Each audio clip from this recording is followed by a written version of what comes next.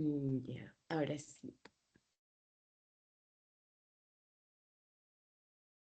Entonces, ¿me confirman si están viendo el PPT? Porfa. Sí, ya se lo. Ya, ya, genial. Y chicos, el primer tema que vamos a ver es dispepsia, gastritis e infección por Helicobacter pylori. Ya, entonces, ya, comenzaremos hablando de dispepsia.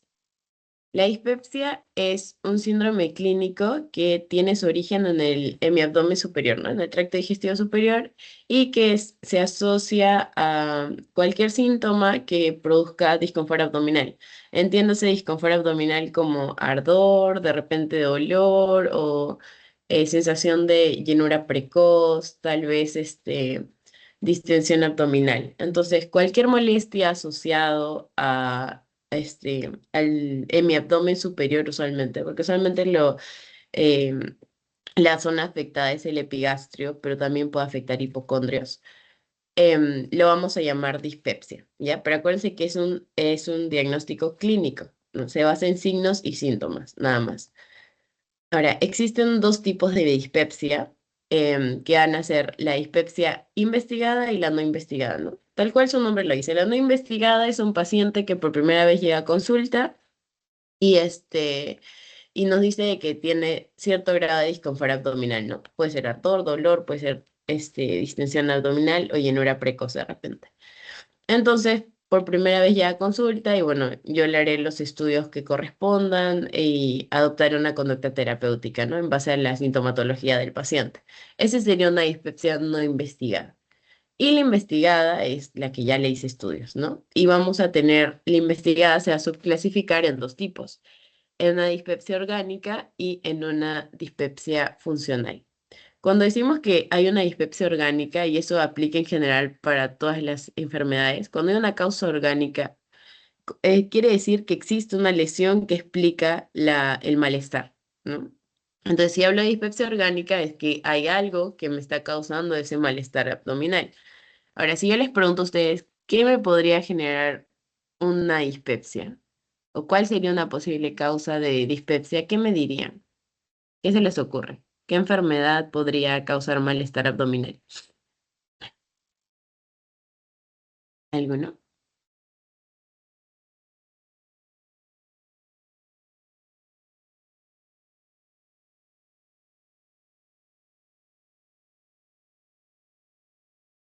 Anthony, Lucero, Evelyn. ¿Qué enfermedad podría generar dispepsia? La gastritis. Ya, sí, una gastritis podría generar dispepsia. Muy bien. Otra causa de dispepsia podría ser una úlcera, por ejemplo, un cáncer gástrico. Entonces, si yo tengo una lesión que me explica el malestar, voy a decir que es una dispepsia orgánica. Y dispepsia funcional, que digamos que es lo central en este tema, va a ser aquel malestar abdominal que no tiene una causa definida, no está bien explicado porque yo hice todos los estudios posibles y no encuentro cuál es la razón por la cual siente este paciente malestar, ¿no? Entonces ahí diremos que es funcional. Em, entonces, enfocándonos principalmente en la dispepsia funcional, ¿no? Porque la dispepsia orgánica depende de la causa. Yo trato la dispepsia orgánica en función a la causa, ¿no? Si el problema es el cáncer, tengo que tratar el cáncer. Si el problema es una úlcera, tengo que tratar la úlcera y así sucesivamente. Acuérdense que, por ejemplo, una enfermedad por reflujo gastroesofágico también puede dar un síndrome dispéptico. ¿Ya? Ahora, en cuanto a la etiopatogenia de la dispepsia funcional. Como su nombre lo dice, como es funcional, no hay una lesión que me explique las molestias que está sintiendo el paciente. Entonces, lo que se cree es que hay tres mecanismos por el cual se produce una dispepsia funcional. Uno es que va a haber una alteración de la motilidad gástrica, ¿no? Acá tenemos el estómago y el estómago se supone que tiene que relajarse cuando nosotros ingerimos comida. Entonces, lo que se cree también es que va a haber un retraso en el vaciamiento gástrico y esto va a generar que que, que haya esta sensación de llenura precoz, ¿no? Y que pueda generar hinchazón postprandial. Entonces, los trastornos, una alteración de la motilidad podría explicarme el por qué un paciente tiene una dispepsia funcional. Además, va a haber una hipersensibilidad visceral. Esto quiere decir que cuando el estómago se contrae, pero por el mismo, o sea, se contrae o se relaja o se acomoda por la ingesta de comidas, esa acomodación del estómago, lo normal es que no nos genere ningún tipo de molestias. Pero un paciente que tiene dispepsia funcional, como va a tener una hipersensibilidad, va a tener un umbral de dolor, digamos, un poquito más bajo. Y por ende va a percibir esa acomodación del estómago como algo nocivo y eso va a producir dolor. Y lo otro son factores psicológicos asociados, ¿no? Que se cree que el estrés es un factor importante para el desarrollo de dispepsia funcional. Entonces, existen dos formas clínicas de la dispepsia funcional, que son el síndrome de distrés postprandial y el síndrome de dolor en epigastrio. Ya, estas formas clínicas es en función al síntoma predominante. Por ejemplo, el síndrome de distrés postprandial, tal cual su nombre lo dice, va a generar plenitud postprandial y saciedad precoz, ¿no? Entonces, un paciente que tiene síndrome de distrés postprandial va a tener de repente distensión abdominal y se llena rápido. Básicamente eso.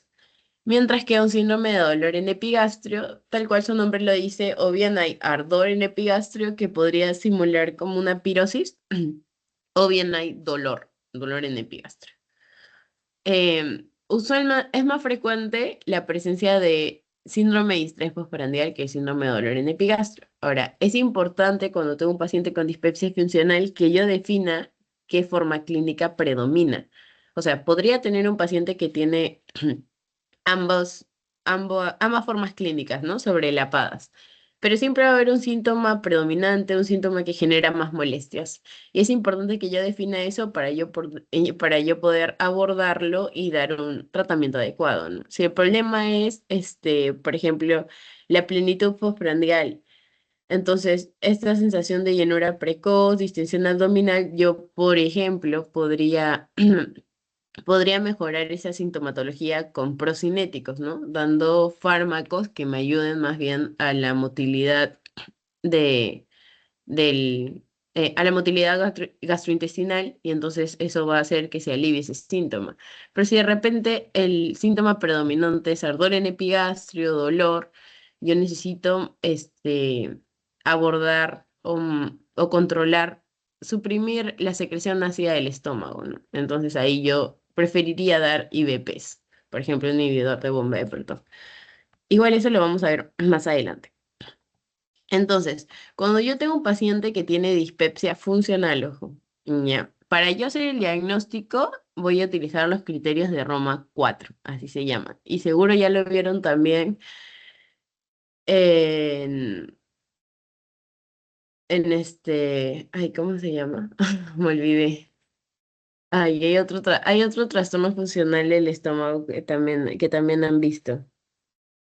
Mm, ya bueno, en la que me acuerdo les menciono. Ya. Los criterios de Roma 4. Ya, el síndrome de intestino irritable, que es otro trastorno funcional. También han visto los criterios de Roma. Ya. Los criterios de Roma 4 para dispepsia funcional establecen lo siguiente. Uno, de que yo para decir que un paciente tiene efectivamente dispepsia funcional, tengo que tener presente uno más de los siguientes síntomas, que básicamente son los síntomas de las formas clínicas que vimos anteriormente. O bien plenitud o hinchazón postprandial, o bien saciedad precoz, o bien dolor y ardor en epigastrio. Pero además de eso, yo tengo que tener ausencia de enfermedad orgánica, metabólica o sistémica. Y esto es importante que ustedes se acuerden. Ya, esto de acá, ausencia de enfermedad. Eso quiere decir que no hay una causa que lo explique. Ya, eso, ¿y por qué es importante esto? Porque cuando yo hago el diagnóstico de dispepsia funcional, es un diagnóstico de exclusión. Es decir, que yo le hice todos los estudios habidos y por haber a mi paciente y no logro explicar su sintomatología o su malestar. Entonces, ahí recién yo voy a decir, ya, lo más probable es que esto sea funcional, entonces veo si cumple o no con estos criterios. Entonces, si tiene los síntomas, ya es un criterio. Si no hay explicación, no existe causa, ya le hice estudios y no hay evidencia de enfermedad, entonces ya cumple con otro criterio. Y lo otro es que los síntomas hayan estado presentes por más de 3 meses y haber comenzado antes, 6 meses antes del diagnóstico, o sea, más de 6 meses antes del diagnóstico.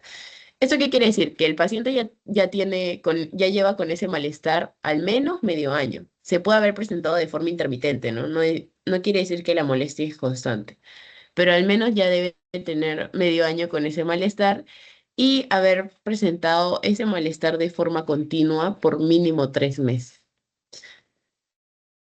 Entonces, esos criterios son importantes para yo hacer el diagnóstico de dispepsia. Funcional, ojo, no se olviden eso, por favor. Y acuérdense que si yo no he hecho estudios para explicar la causa de la dispepsia, entonces yo no puedo hacer el diagnóstico de dispepsia funcional. Ahora, algo adicional. Cuando yo tengo un paciente con dispepsia funcional, es importante que yo descarte la presencia de estos signos de alarma. Estos 4 signos de alarma principalmente. Uno es la pérdida de peso. Ya, si tengo un paciente, van a ser nuestras red flags. Si tengo un paciente que tiene dispepsia y a eso se le asocia pérdida de peso, entonces yo me tengo que preocupar. Eso probablemente no sea funcional. Entonces tengo que seguir investigando. Igual, si tengo dispepsia asociada a vómitos recurrentes, también me tengo que preocupar. No puedo decir que es funcional. Si tengo dispepsia asociada a disfagia, necesito hacer más estudios también. Y si tengo dispepsia asociada a signos y síntomas de hemorragia digestiva, es decir, que el paciente está perdiendo sangre por algún lado del tracto gastrointestinal, entonces sí o sí necesito más estudios. ¿Ya? Estas van a ser nuestros red flags. Y otra bandera roja o red flag va a ser otra señal de alarma va a ser que sea un paciente mayor de 55 años con una dispepsia de reciente aparición, ¿ya? O algunos dicen que el punto de corte es 55, 50 años, varía. En clase creo, me parece que les dijeron 50. Este, pero esos signos de alarma tienen que tenerlos muy presentes, ¿ya? Ahora, ¿qué hago yo frente a un paciente que tiene dispepsia funcional? El abordaje, que va a ser nuestra, digamos, estrategia de diagnóstico terapéutica. Uy, espere, chicos, perdón, disculpen un momento, por favor. Ahorita. Vengo.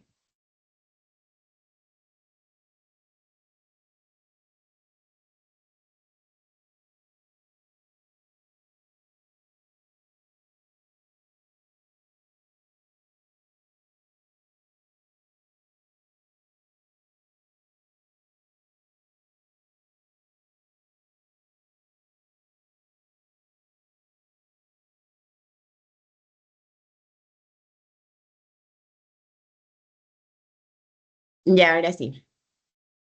Ya. Entonces, yo tengo un paciente que viene con síntomas dispépticos. Em, Puede ser dolor, ardor, saciedad precoz, de repente. Entonces, lo primero que yo tengo que evaluar es si es uno su edad y la presencia de signos, y descartar la presencia de signos de alarma, ¿no? Como les digo, algunos ponen de punto de corte 55 años, otros 50. Según la bibliografía que revisé, 55 años, ¿no? Pero más o menos entre 50 y 55. Ya. Si el paciente tiene menos de 55 años, y no tiene signos de alarma, lo primero que tengo que hacer es un test para descartar la presencia de Helicobacter pylori. ¿Ya? ¿Esto por qué? Porque si yo tengo un paciente con síntomas dispépticos de reciente aparición, que no tiene signos de alarma y que es menor a 55 años, yo tengo que pensar en las causas más frecuentes de una dispepsia, ¿no? Asumiendo que es una dispepsia orgánica. Y entre ellas vamos a tener, por ejemplo, gastritis, enfermedad ulcerosa péptica. Y ya vimos, y ustedes ya vieron la clase de enfermedad ulcerosa péptica y gastritis, la vamos a ver en un momento, pero uno de los factores más fuertemente asociados a estas patologías es la infección por Helicobacter pylori, ¿no? Entonces, debido a la influencia de este microorganismo en la aparición de estas patologías, lo primero que tengo que hacer por un tema epidemiológico es descartar que tenga infección por Helicobacter pylori, ¿no? Entonces, yo tengo dos tipos de pruebas que le puedo hacer. Uno es el test de aliento o el test de antígeno en heces. El que más se utiliza es el test de aliento. Ya. Y en función a esta prueba, yo voy a ver si es positivo o no para el Helicobacter, ¿no? Si me sale positivo para el Helicobacter, lo primero que voy a hacer es darle tratamiento para el Helicobacter, ¿no? Tratamiento erradicador, que también lo vamos a ver en un momento. Y si pese al tratamiento erradicador persisten los síntomas, le voy a dar tratamiento con IVP. O de repente puedo utilizar también tratamiento erradicador de segunda línea. Y si pese a eso aún persisten los síntomas, podría considerar el hacer una endoscopía. Acá hice gastroscopía, es lo mismo. Ña. Y eso en el caso de que mi paciente no tenga signos de alarma, no sea mayor de 55 años. Pero si mi paciente tiene signos de alarma, que es uno de estos de acá, pérdida de peso, vómitos recurrentes, disfagia, o es mayor de 55 años, mi paciente sí o sí me va a endoscopía. ¿Ya? Y esto quiero que lo tenga muy en mente, ¿no? Si tengo signos de alarma, sí o sí el paciente va a ir a endoscopía. Nada que el test de aliento ni el test de antígeno de heces. No. Y acuérdense que también por la endoscopía, si se toma una muestra de la mucosa gástrica, entonces yo puedo hacer estudios para ver o no la presencia de Helicobacter pylori en la mucosa gástrica, ¿no? Entonces, no es necesario hacer el test de aliento. Ahora, a esta parte de si yo tengo un paciente sin signos de alarma o menor de 55 años, el hecho de que yo le primero le hago un test para descartar el Helicobacter y luego decida si lo trato o no con tratamiento erradicador en función al resultado del test, se le conoce como estrategia testear y tratar, ¿no? Un test and treat. Este, y a veces les gusta preguntar por esto, así que acuérdense bien esto, ¿no? Yo aplico el testear y tratar siempre y cuando no hayan signos de alarma presentes o el paciente sea menor de 55 años. Pero si no, de frente me va a endoscopia, ¿ya? Eso acuérdense. Entonces, para reforzar un poquito más lo que acabo de mencionar, tenemos un paciente con dispepsia. Al inicio, dispepsia no investigada, ¿no? Primero tengo que ver si hay signos de alarma, si es mayor de 55 años. Si no hay signos de alarma, yo puedo aplicar el testear y tratar. Uy, perdón, ya. Puedo aplicar el testear y tratar, ¿no? Que era, le hago test de aliento, si me sale positivo, le doy tratamiento erradicador, si no me sale positivo, ya. Si no me sale positivo, entonces le puedo dar tratamiento con IVPs. ¿No? Y también podría considerar procinéticos en función al síntoma predominante, que era lo que les había mencionado, ¿no? Si el síntoma predominante es, por ejemplo, este, plenitud postprandial, saciedad precoz, o sea, hay problemas en la motilidad gastrointestinal, entonces le puedo dar un procinético porque va a mejorar o aliviar la sintomatología del paciente. Pero si no, le doy solo IVPs. ¿Ya? Pero si mi paciente sí tiene síntomas de alarmas, llámese vómitos recurrentes, pérdida de peso, disfagia o signos y síntomas de hemorragia digestiva, entonces me va de frente a endoscopía, ¿no? Y la endoscopía me va a decir, me va a ayudar a definir si se trata de una dispepsia funcional o de una dispepsia orgánica, ¿no? Si en la endoscopía yo veo una úlcera, digo, ah, es orgánica, la causa es la úlcera. Pero acá vean que el mayor porcentaje de dispepsia es funcional, ¿no? Entonces vamos a hacer ahí un diagnóstico de exclusión. Lo primero que voy a hacer es establecer medidas higiénico-dietéticas, ¿no? Y, y lo otro, si es que hay positividad para Helicobacter pylori, doy tratamiento erradicador para Helicobacter pylori. Pero si no hay positividad para Helicobacter, yo tengo que ver la forma clínica. ¿Es distrés postprandial o dolores de epigastra? Si es distrés postprandial, que ya les dijera, es ansiedad precoz, plenitud postprandial. Lo primero que voy a dar es agentes procinéticos, como con metoclopramida, por ejemplo, que me va a ayudar a mejorar el tránsito gastrointestinal y eso me va a aliviar la sintomatología. Y después puedo considerar el tratamiento supresor de ácido, o sea, IBPs. Pero si el síntoma predominante es un síndrome de dolor en epigastrio, lo primero que voy a dar es tratamiento supresor de ácidos, IBPs a la cabeza. Y en segundo lugar, podría considerar el uso de procinéticos. Ahora, en un tercer escalón de tratamiento, si persisten los síntomas pese a los fármacos que le estoy recetando o prescribiendo al paciente, yo puedo considerar el uso de antidepresivos. Usualmente se dan antidepresivos tricíclicos. Ya. Pero ya eso es como que en una última escala de tratamiento cuando hay refractariedad, ¿no? Al uso de IVPs o de procinéticos. Ya. Eso en cuanto a dispepsia funcional. ¿Alguna pregunta, duda? ¿Algo que no quedó claro o todo claro?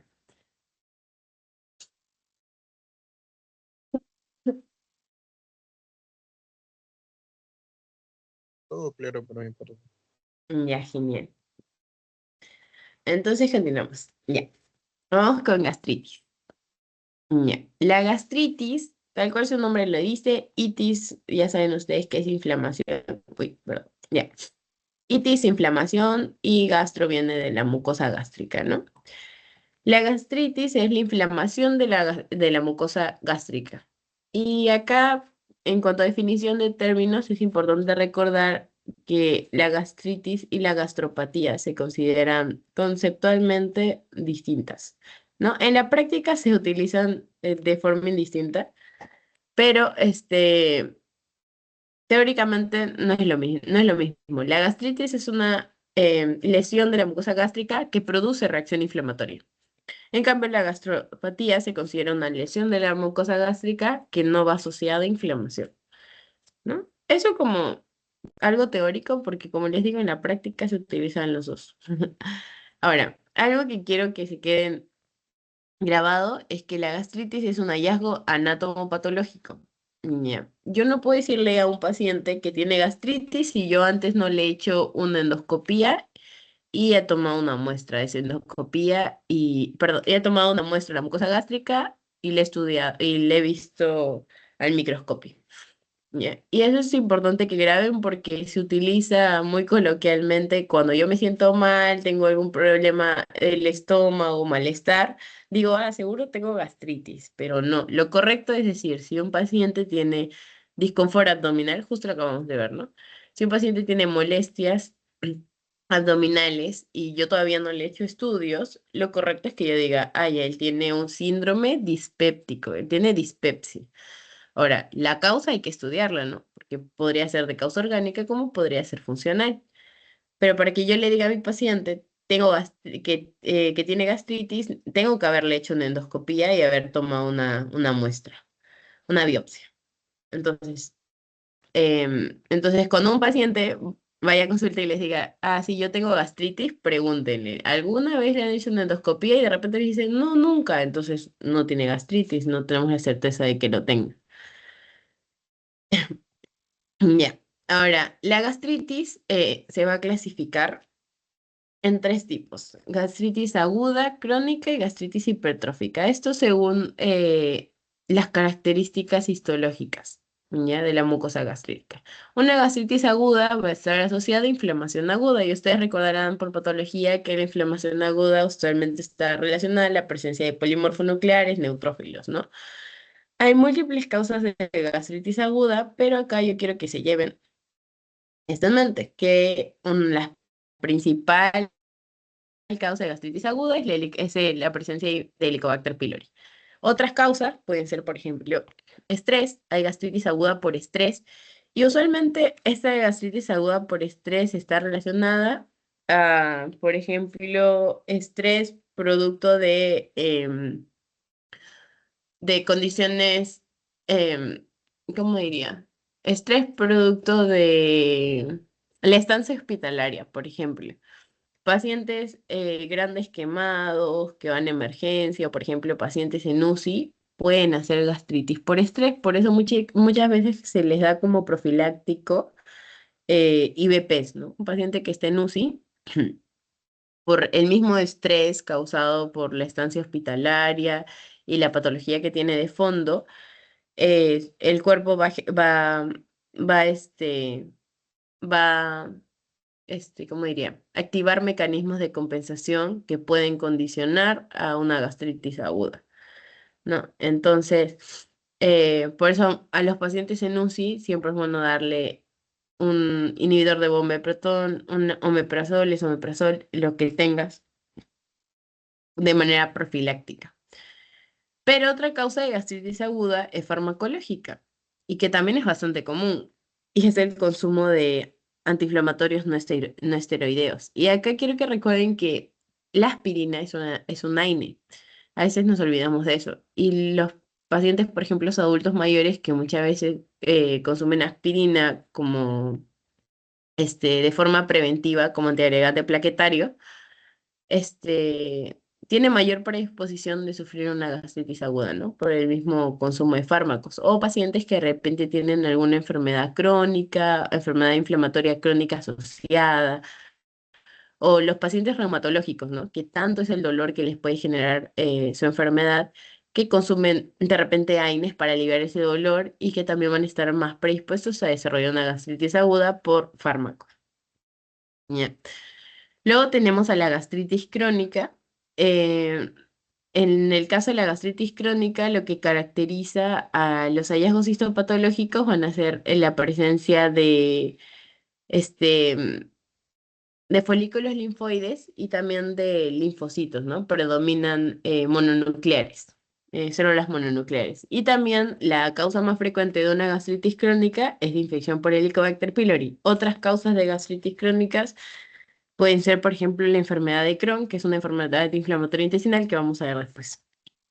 Y otro tipo de gastritis va a ser la gastritis hipertrófica. ¿Ya? La gastritis hipertrófica, los hallazgos que vamos a encontrar va a ser hipertrofia de las glándulas de la mucosa gástrica también. Y hay dos causas principales de una gastritis hipertrófica, que son la enfermedad de Menetrier y el síndrome de Solinger-Ellison. ¿Ya? Entonces, acá algo que tienen que acordarse es que el estómago, ustedes saben, ¿no? Tiene sus partes, fondo, cuerpo y antro. Y en cada parte del estómago predominan cierto tipo de células, ¿no? Que van a secretar, que van a secretar distintas moléculas que nos permiten la digestión. Entonces, por ejemplo, en el antro predominan las células G que van a secretar gastrina. Y la gastrina lo que hace es estimular la secreción ácida. ¿Ya? Eso quiere decir que cuando nosotros ingerimos alimentos, en el antro se estimula la secreción de gastrina a través de la célula G, pero la célula G no, la secretina no, la célula G, perdón, no secretan ácidos, sino que van a estimular la secreción de ácidos. ¿Cómo? Es que la célula G se va a dirigir al cuerpo, perdón, la gastrina, que es secretada por la célula G, se va a dirigir al cuerpo del estómago y le va a decir a la célula parietal, oye, secreta ácido, ¿no? Y es la célula parietal quien finalmente va a secretar hidrogeniones que van a promover el medio ácido del estómago. Pero acuérdense que las células parietales no solo secretan ácido, sino que también secretan el factor intrínseco que nos permite la absorción de la vitamina B12.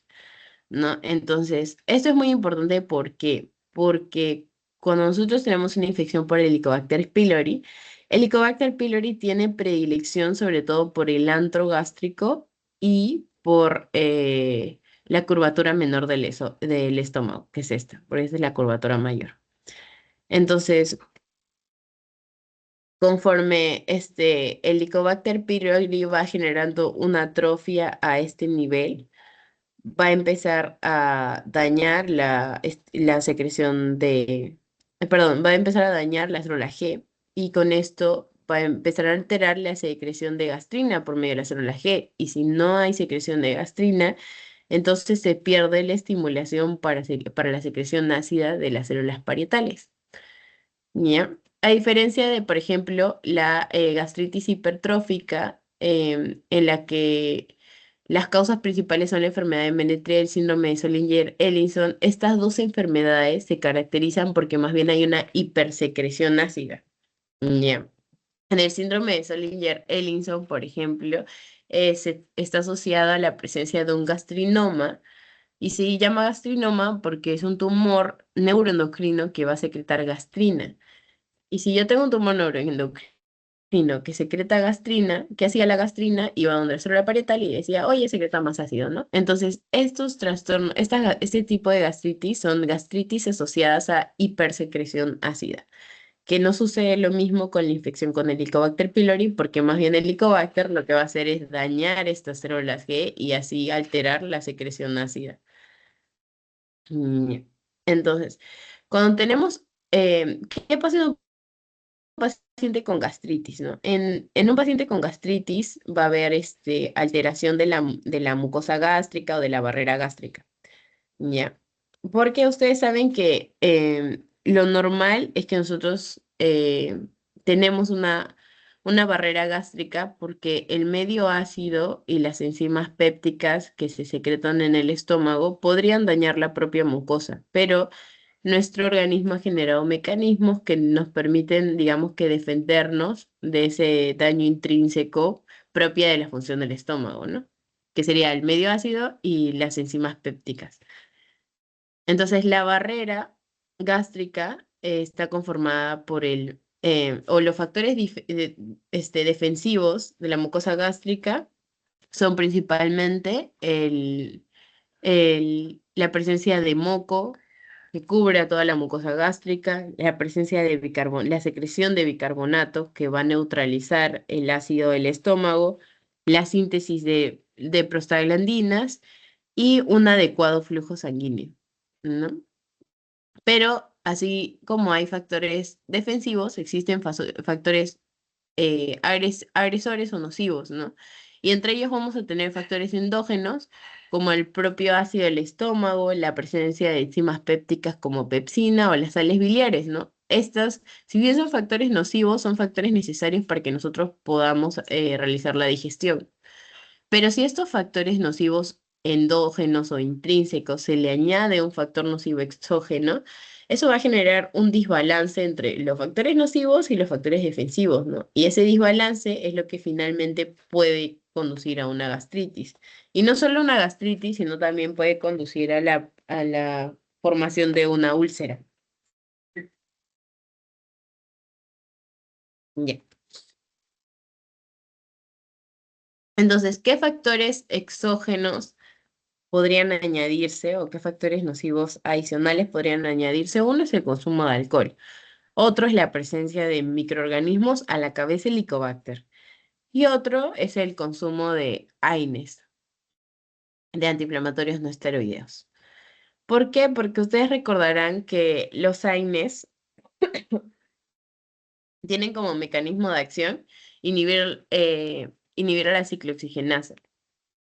Y la ciclooxigenasa estimula la síntesis de prostaglandinas. Y las prostaglandinas permiten el aumento del flujo sanguíneo.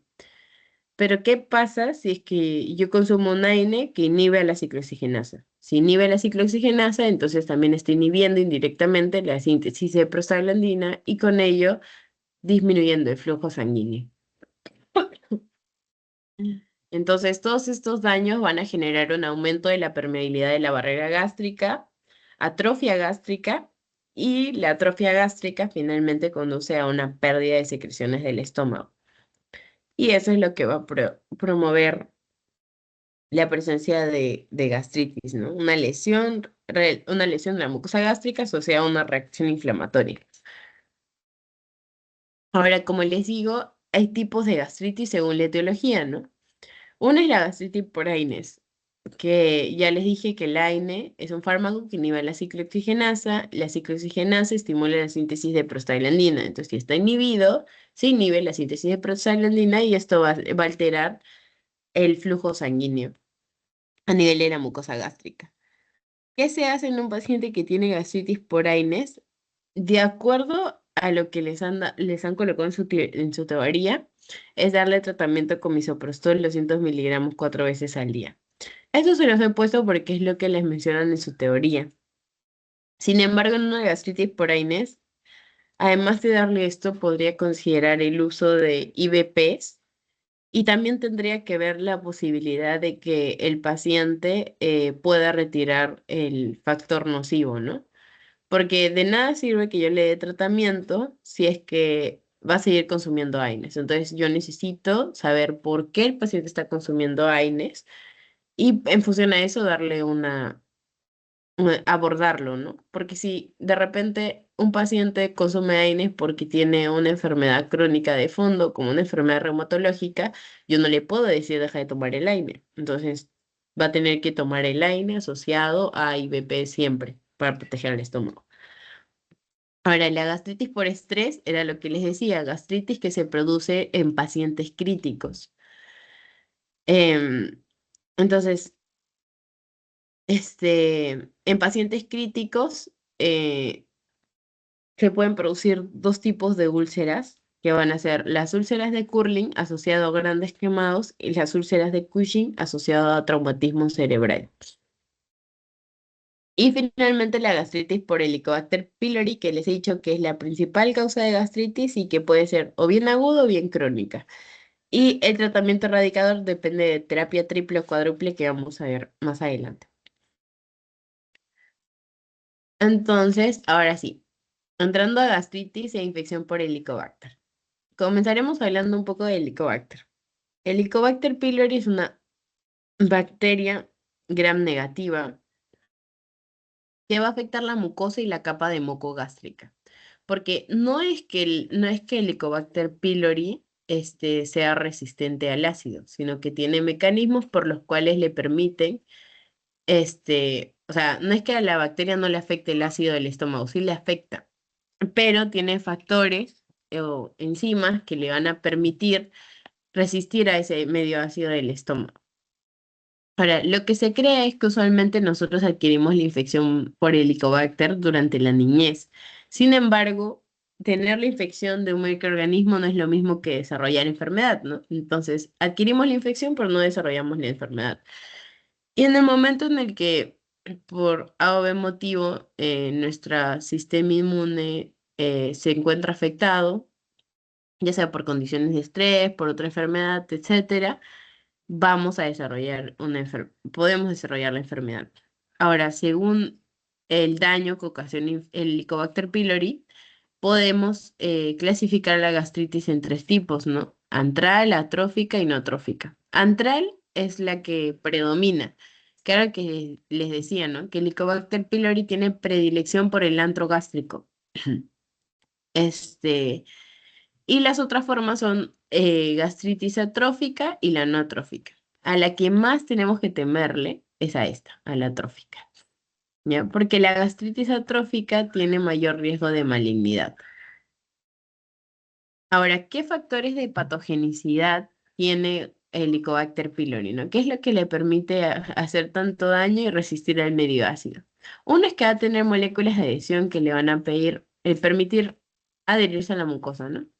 Otro son enzimas. Uno de ellas es la ureasa, pero también tiene fosfolipasas y proteasas. La más importante es la ureasa, que justo acá está.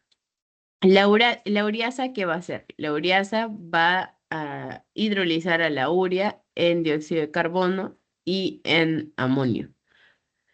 Y es el amonio quien le va a permitir a Helicobacter pylori resistir al medio ácido del estómago, porque va a neutralizar al ácido y va a permitir que sobreviva la bacteria en la mucosa gástrica, ¿no?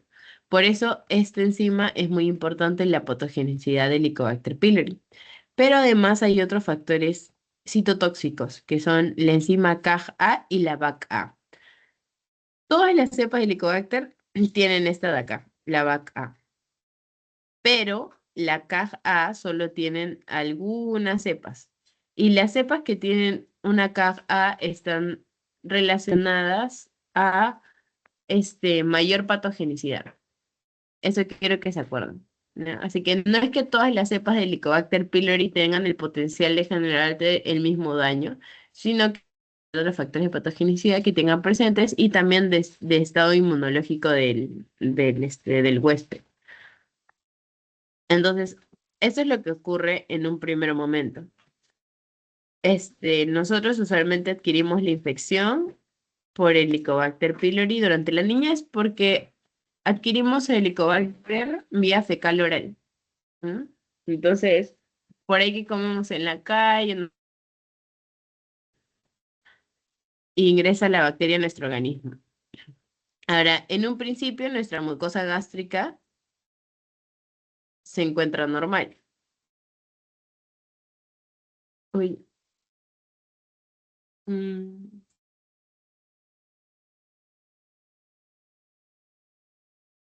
Chicos, ¿me escuchan? Creo que... Sí, normal. Sí, sí, se te escucha. Ya. Ya pensé que... Ya, aquí. Entonces, en un principio, tenemos nuestra mucosa gástrica normal. Y vamos a hacer una infección aguda por Helicobacter pylori, que muchas veces puede pasar desapercibida, que puede no generar sintomatología. Y que si no se trata a tiempo o no se detecta, puede desencadenar una infección crónica por Helicobacter. ¿Esto por qué les digo? Porque se acuerdan que cuando tenemos un paciente con dispepsia, aplicamos una estrategia, ¿no? Que es testear y tratar, siempre y cuando no hayan signos y síntomas de alarma. Entonces, ¿por qué yo hago esto de testear y tratar? Porque, como les digo, muchas veces tenemos infección por Helicobacter que no genera sintomatología. Entonces, entre la más mínima sintomatología asociada a disconfort abdominal, yo sí o sí necesito descartar el Helicobacter para asegurarme de que mi paciente no haga una gastritis crónica por Helicobacter. Porque la gastritis crónica por Helicobacter, dependiendo de la forma de la gastritis, va a tener mayor riesgo a desarrollar, a malignizarse, ¿ya? Por ejemplo, como les dije, infección crónica por Helicobacter. Hay tres formas, ¿no? La predominantemente antral, que es la más frecuente, luego la pangastritis no atrófica y la gastritis atrófica, que es a la que hay que tenerle miedo, de la que debemos preocuparnos principalmente. Y ya, la gastritis predominantemente antral, el riesgo es que me haga, por ejemplo, una úlcera duodenal, ¿no? Y ustedes saben que un paciente con una úlcera también es un paciente que va a tener riesgo de sangrar en algún momento, entonces de todas maneras hay que hacer vigilancia. Si tengo una pangastritis no atrófica, ¿qué pasa con un paciente que tiene una pangastritis no atrófica? Puede desarrollar un cáncer, pero que es un cáncer afortunadamente relativamente benigno, de buen pronóstico, diremos, que es el linfoma MALT, o también se conoce maltoma, ¿no? La presencia de Helicobacter pylori, cuando además de generar reacción inflamatoria, puede generar este desarrollo de folículos linfoides. Y esa proliferación de folículos linfoides finalmente puede producir un linfoma MALT, o un maltoma, que también se conoce, que va a responder al tratamiento erradicador con Helicobacter. Eso es lo bueno, ¿no? Un paciente que tiene un linfoma mal, tú dices, tiene cáncer, sí, pero si yo le trato la infección por Helicobacter, eso va a mejorar. Así que es de buen pronóstico, es lo bueno. O lo otro es que se convierte en una infección asintomática por Helicobacter pylori. El problema es cuando es una gastritis atrófica. ¿Por qué? Por dos cosas. La gastritis atrófica o bien puede desarrollar una úlcera gástrica o bien puede generar a cáncer gástrico.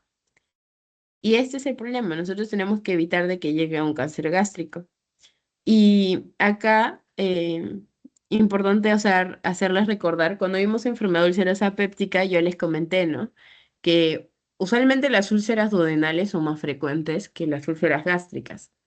Pero a quien hay que tenerle mayor cuidado es a las úlceras gástricas, porque las úlceras gástricas con el...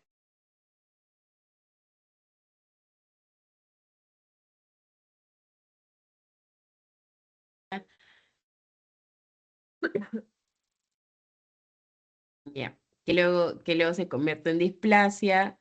Ya,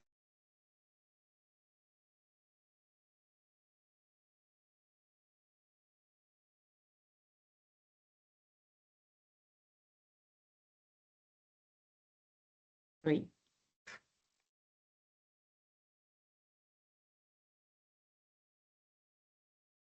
Chicos, ¿me escuchan? Creo que ahora sí me fui, o no sé.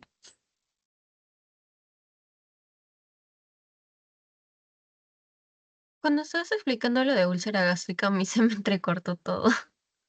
Ay, sí, sí, creo que fue mi conexión. ¿En qué parte me quedé? En la de úlcera gástrica, ¿verdad? Sí, por favor. Ya, ok.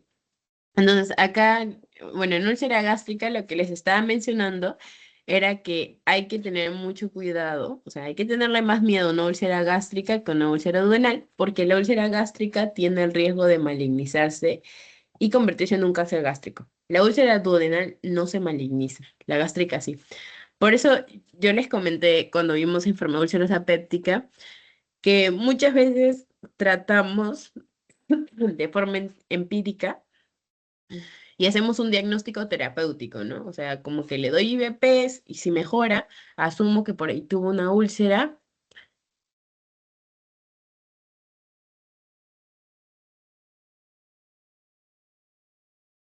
y así o así. Y luego de darle tratamiento con IVPs, tengo que volver a hacer otra endoscopía, siempre y cuando se trate de una úlcera gástrica, ¿no? Para yo asegurarme de que no permanezca ahí y de que no se convierta en algún momento en un cáncer gástrico. Ya. Entonces, ahora veremos, ya, algo más para mencionar. Hay riesgo de desarrollar cáncer gástrico. ¿Qué tipo de cáncer gástrico es el que desarrolla? Porque el linfoma mal también es un tipo de cáncer gástrico, ¿no? El que se desarrolla es un adenocarcinoma gástrico, que es el estripe histológico más frecuente de cáncer gástrico. Ya, ahora veremos las pruebas diagnósticas para infección por Helicobacter pylori. Y acá existen dos tipos de métodos, invasivos y no invasivos. Invasivos vamos a tener dos tipos, test de ureasa e histopatología. El test de ureasa, en ambos métodos yo tengo que haber hecho una biopsia, ¿ya? Haber tomado una muestra. Por eso es invasivo, porque tengo que haberle hecho una endoscopía y haber tomado una muestra del tejido gástrico. Entonces, en el test de ureasa, ¿qué pasa? Yo voy a coger esa muestra y voy a ver la reacción por la presencia del enzima ureasa, si es que hubiese Helicobacter pylori, ¿no? Pero en la histopatología es básicamente, en la muestra llevo directamente a la bacteria. Por ejemplo, esta de acá es una histopatología, porque acá nosotros podemos ver directamente a estos de acá. Estos bacilos son es Helicobacter pylori, es la bacteria. Ujú. Esa sería una histopatología. Y los métodos no invasivos tenemos tres tipos, test de aliento, antígeno-neses y serología. De acá yo creo que ustedes se acuerdan de del test de aliento. Porque el test de aliento es el método que más se utiliza para ver si hay o no infección por Helicobacter pylori. Se utiliza tanto para el diagnóstico inicial, como vimos, ¿no? El testear y tratar, y también para el control de tratamiento. ¿Por qué? Porque yo le voy a dar tratamiento para erradicador para Helicobacter pylori y luego tengo que volver a hacer otro test de aliento para asegurarme de que erradique a la bacteria.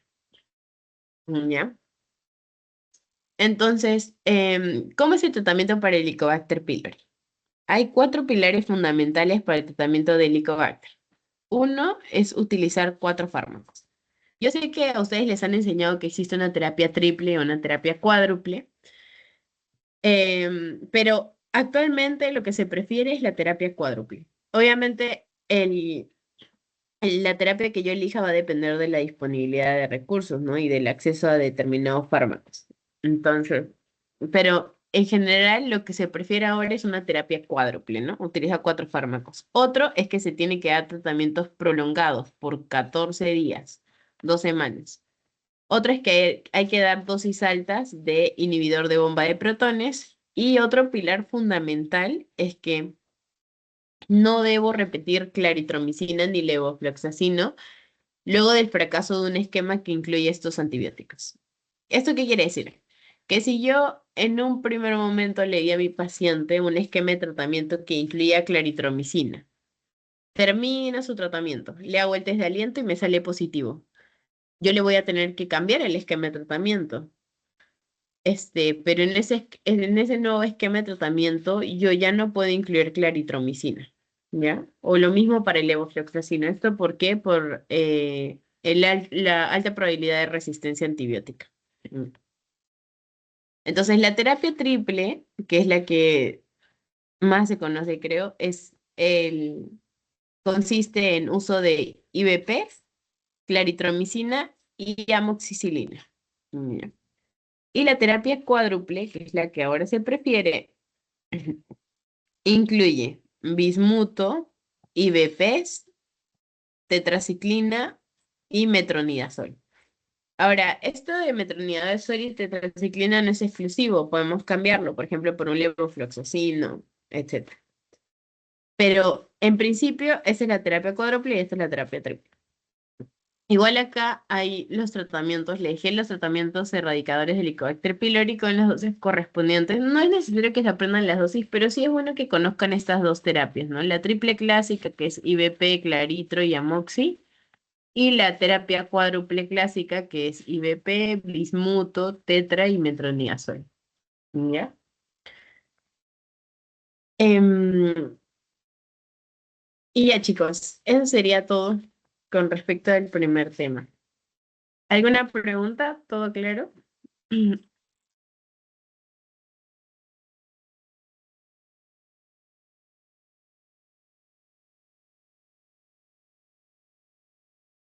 Chica. Todo claro por mi parte. Ya, genial. Entonces, mm,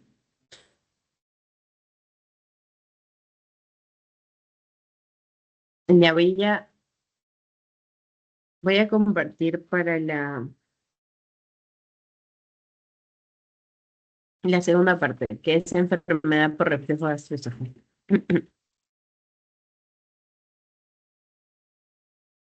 Ya. Ahora veremos enfermedad por reflujo gastroesofágico, ¿no? Leer. Ya.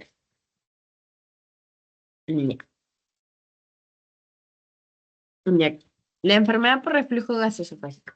Para empezar de hablar de la enfermedad por reflujo gastroesofágico, tenemos que tener en cuenta que el reflujo gastroesofágico es normal. ¿No? Es normal que nosotros tengamos un reflujo.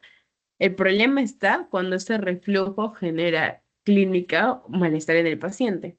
¿Ya? Teóricamente, el reflujo gastroesofágico fisiológico, o sea, lo normal sería que tengamos menos de 50 episodios de reflujo en 24 horas. Y les digo teórico porque en la práctica nadie cuenta cuántos episodios de reflujo tiene durante el día, ¿no? Pero usualmente nosotros sospechamos de un reflujo patológico, de una ERG, no porque conté los episodios, sino porque ya ese reflujo me empieza a generar malestar o empieza a alterar mi calidad de vida de alguna forma. Ya. Igual les coloco definición conceptual porque es lo que les mencionaron en la clase. Ahora, para entender la enfermedad por reflujo gastroesofágico, nosotros tenemos que acordarnos de que existe una barrera antirreflujo anatómica que precisamente nos protege del reflujo gastroesofágico porque, como les digo, es algo normal. Y esta barrera antirreflujo va a estar conformada por el esfínter esofágico inferior, que acuérdense que es una válvula que se va a cerrar luego del paso de alimentos del esófago al estómago para evitar precisamente ese reflujo retrógrado, ¿no? Em, este, el otro componente o elemento de la barrera antirreflujo va a ser el diafragma crural, que es este de acá. Acuérdense que el diafragma es un músculo, ¿no? El principal músculo inspiratorio. Y el diafragma tiene un hiato, que es el hiato esofágico. Un hiato es un orificio, ¿no? Y a través de ese hiato es que pasa el esófago. Pero la presencia del diafragma también va a ser importante para mantener esa barrera antirreflujo. Otro elemento de la barrera es el ligamento freno esofágico, que es acá, esto es de acá, y el ángulo de His, que es esta de acá, que es la escotadura que hice del cardias. Esto de acá se conoce como ángulo de His. Y este ángulo de His permite también evitar el reflujo gastroesofágico. Ahora, esto les menciono ¿por qué? Porque hay condiciones en las que acá está, ya. Hay condiciones en las que esta barrera de antirreflujo se va a ver alterada, ¿como cuál? Como la presencia de una hernia hiatal. Se llama hernia hiatal porque, como les dije, en el diafragma hay un hiato, que es el hiato esofágico. Pero, ¿qué pasa en la hernia hiatal? El hiato es un orificio, les he comentado. En la hernia hiatal, esta parte de acá, el esófago, ustedes saben que el esófago tiene tres porciones: cervical, torácico y abdominal. ¿En qué momento el hiato, perdón, el esófago, en qué parte comienza la porción abdominal del esófago luego de que atraviesa el hiato esofágico, o sea, luego de que atraviesa el diafragma?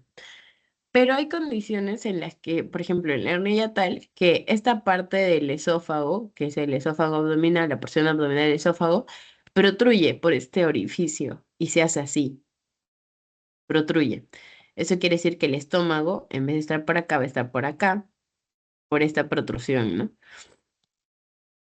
Entonces, como hay esta protrusión, esta barrera antirreflujo se va a ver alterada, sobre todo el ángulo de His, que ya no va a estar porque va a estar por encima. Y como se va a ver alterada, entonces va a permitir con mayor facilidad el flujo retrógrado del contenido gástrico hacia el esófago. Por eso, uno de los factores de riesgo para el desarrollo de enfermedad por reflujo gastroesofágico es la presencia de una hernia hiatal, ¿no? Eso para que lo tengan en cuenta.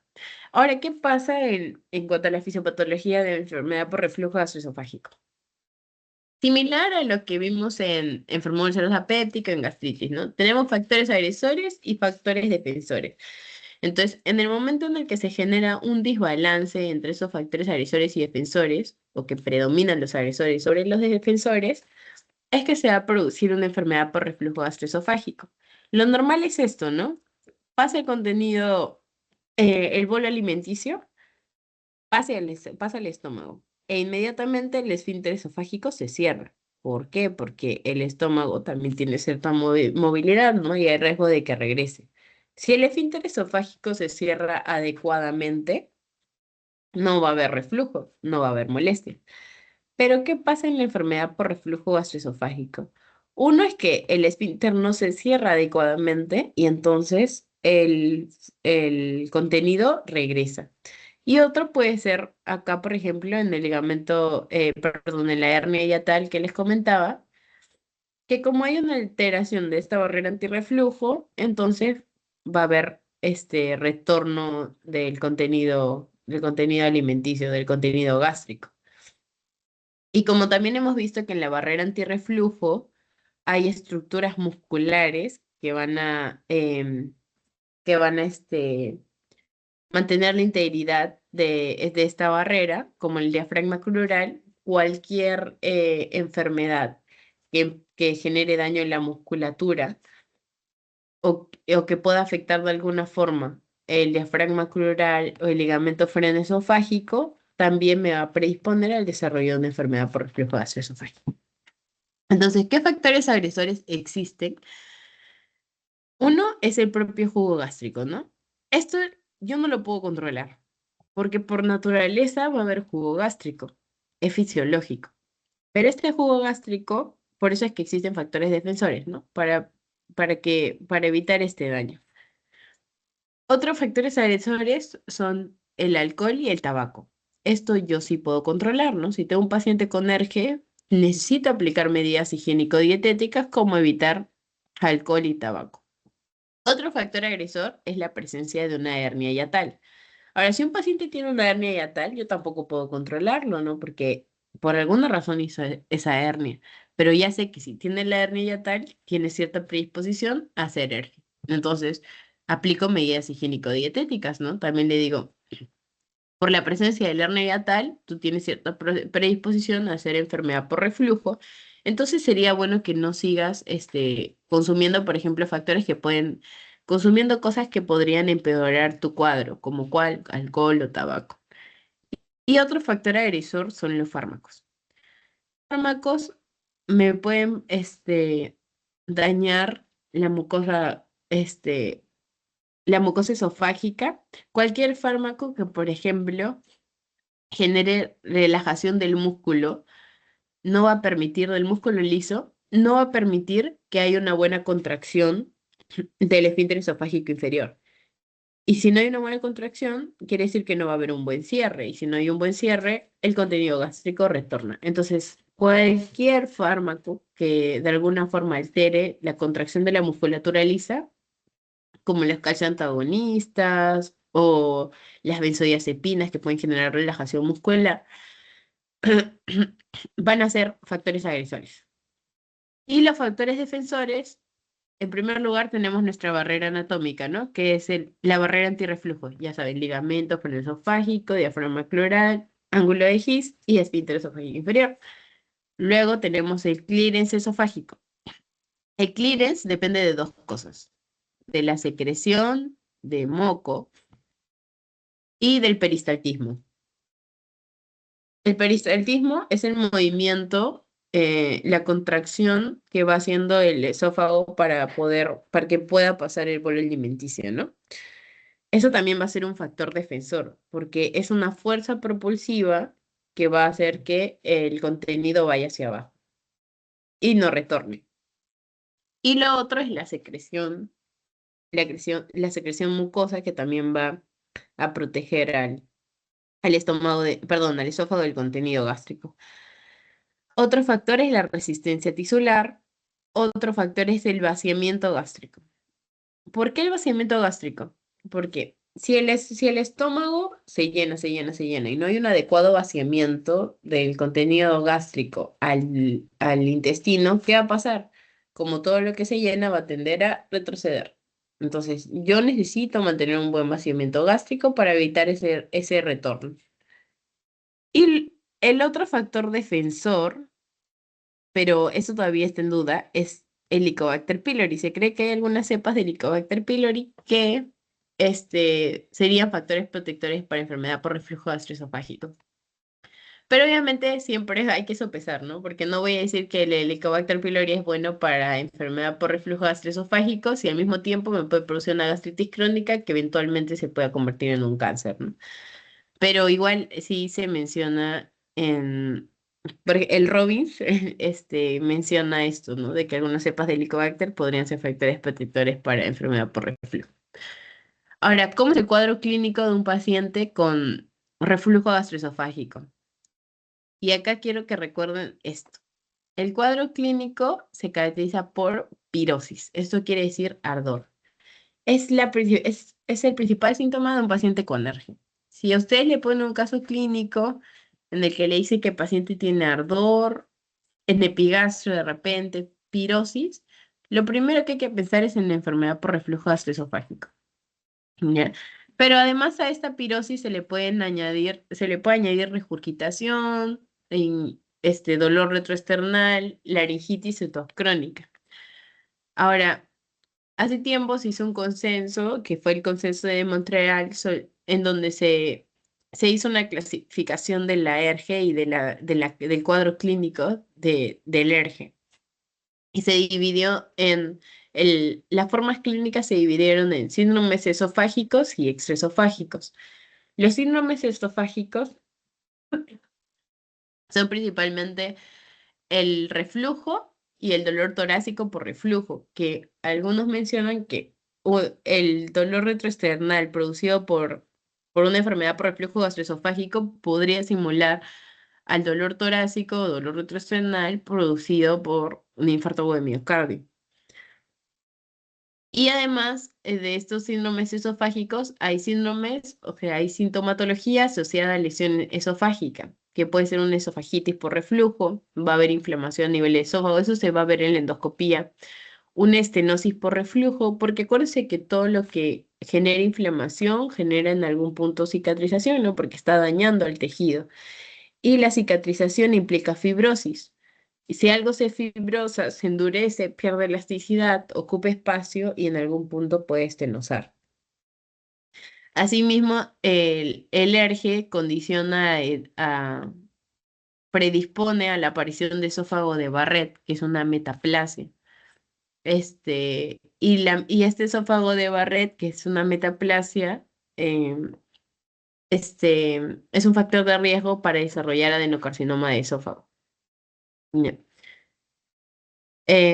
Y así como hay síndromes esofágicos, también hay síndromes extraesofágicos. Por ejemplo, tos asociada a reflujo, laringitis asociada a reflujo, hasta asma por reflujo y erosión dental por reflujo. Y algunas asociaciones propuestas, pero no bien definidas, están la presencia de fibrosis pulmonar idiopática y otitis media recurrente. Ya. Entonces tienen que tener en cuenta que un ERGE nos puede dar clínica propia del esófago, así como extraesofágica, ¿no? Pero el principal síntoma asociado a una ERGE es la pirosis. Ahora, el diagnóstico de enfermedad por reflujo gastroesofágico es un diagnóstico clínico. Yo no necesito hacer ningún estudio para hacer el diagnóstico de ERGE. No tengo que tomarle ningún tipo de examen auxiliar, ni hemograma, ni radiografía de tórax, ni esofagograma de varitado, nada. ¿Cómo voy a hacer el diagnóstico? Primero, tiene que tener síntomas típicos de ERGE, ¿no? A la cabeza, pirosis. Lo otro es que no debe tener signos de alarma. Igualito a la dispepsia, les mencioné. Hay nuestras red flags. ¿Cuáles son red flags en el caso de ERGE? Disfagia, pérdida de peso, anemia y vómitos recurrentes. Si se dan cuenta, son red flags muy similares a las anteriores. Entonces, igualito, si yo tengo signos de alarma, mi primera indicación sí o sí tiene que ser endoscopía digestiva alta. Pero si no tengo signos de alarma y tengo síntomas típicos de ERGE, lo que voy a hacer es un diagnóstico terapéutico. ¿Qué quiere decir esto? Que yo le voy a dar tratamiento asumiendo que es una ERGE, ¿no? ¿Cuál es el tratamiento? Toda enfermedad que está relacionada a la secreción de ácido, llámese dispepsia, llámese enfermedad ulcerosa péptica o llámese, por ejemplo, enfermedad por reflujo gastroesofágico, el tratamiento de erección siempre es inhibidor de bomba de protones, ¿no? Entonces, si yo tengo un paciente que me dice, sí, yo tengo pirosis, de repente te dice, y también me diagnosticaron hace tiempo que tenía una hernia yatal. Y tú dices, ah, ya tiene síntomas típicos. Y le preguntas, ¿y tiene dificultad para pasar los alimentos? No. ¿Ha perdido de peso en los últimos meses? Tampoco. Le haces un hemograma y no tiene anemia. Su mucosa y su piel este, no se encuentran pálidas ni secas y no hay asociación de vómitos recurrentes. Entonces tú dices, ah, ya. Entonces te voy a dar omeprazol todos los días en ayunas. Y ves que luego de, algunos dicen 2 a 4 semanas, ¿no? Más o menos, un mes. Entre 1 o 2 meses en realidad. Este, si ves que hay buena respuesta y mejora de los síntomas, entonces ya, tú ya hiciste dos cosas. Ya diagnosticaste tu ERGE y también ya trataste el ERGE, ¿no? Buena respuesta y IBPs. Entonces el diagnóstico es clínico, no necesito yo de exámenes auxiliares. Ahora, cuando yo me apoyo a exámenes auxiliares, solo en algunas situaciones. Uno, tiene, si es que tiene signos de alarma, ya saben, lo primero que se hace es endoscopía. Otra razón por la cual yo acudo a un examen auxiliar. si le hago el tratamiento con IVPs y no hay mejoría, falta de respuesta a IVPs, entonces le hago endoscopía, tengo que ver qué problema hay.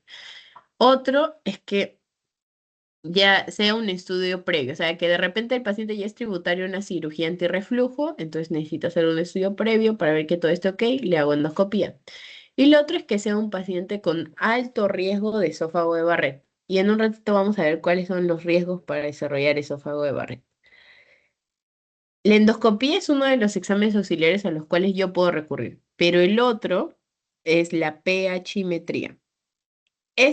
Teóricamente sería el mejor método para yo documentar que hay reflujo patológico y poder cuantificarlo, pero no siempre lo voy a hacer. Puedo tener un paciente con ERGE y no necesariamente voy a hacer una pHimetría. ¿Cuándo yo voy a hacer una pHimetría?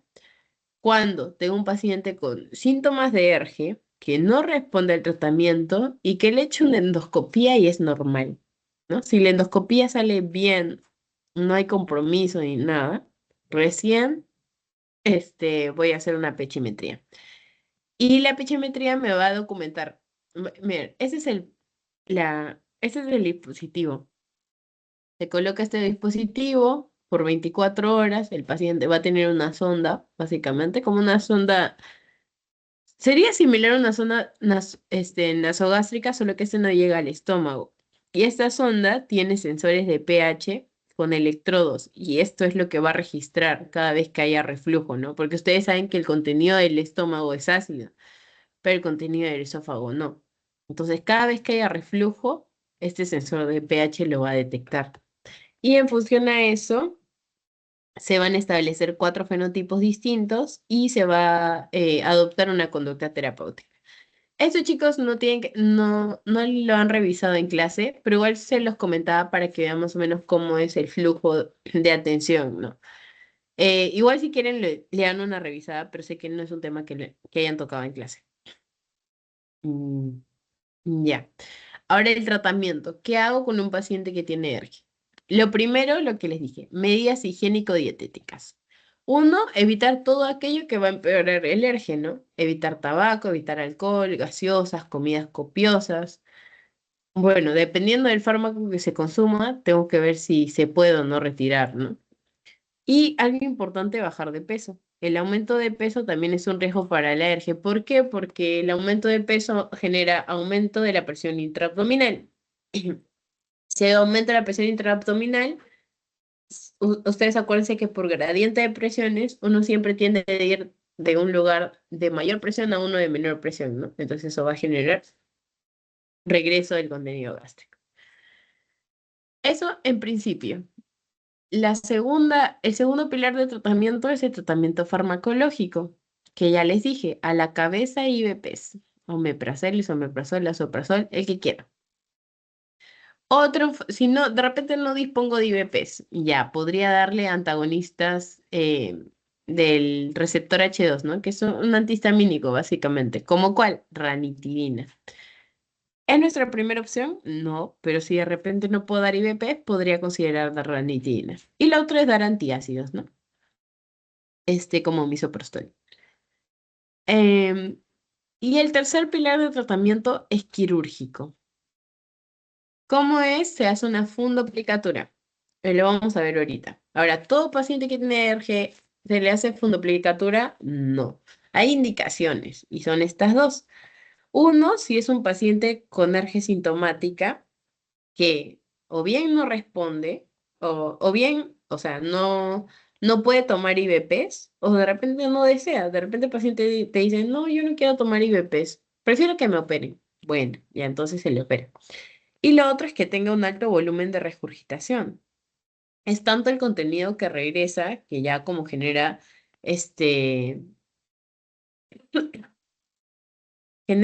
cierto tipo de alteración funcional, y entonces dices ya, tributario a tratamiento quirúrgico. ¿Qué es lo que se hace en la fundoplicatura?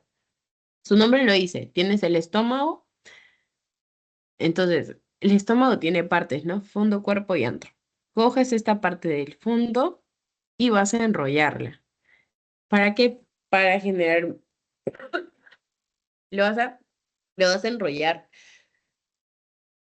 hacia la parte, hacia el esófago, hacia el esfínter esofágico inferior. Y vas a hacer así, como, como un, sí, pues como un enrollado.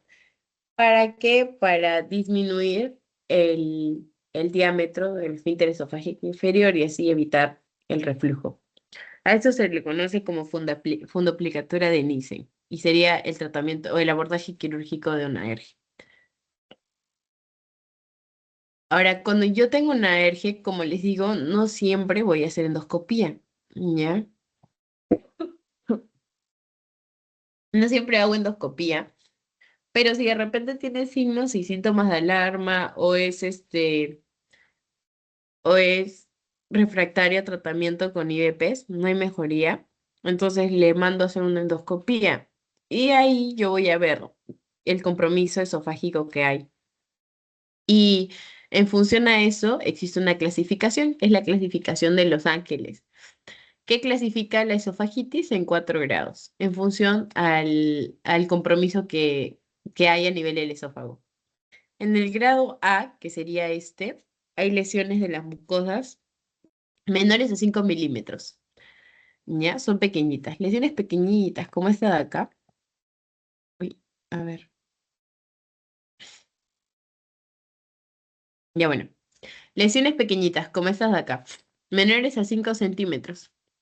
En el grado B, ya las lesiones son más grandes, mayores a 5 perdón, a 5 milímetros, mayores a 5 milímetros. Y en el grado C, hay compromiso, pero menos del 75% de la circunferencia del esófago. Esta es la circunferencia, acá más o menos habrá compromiso del 50%, ¿no? Que es esta de acá.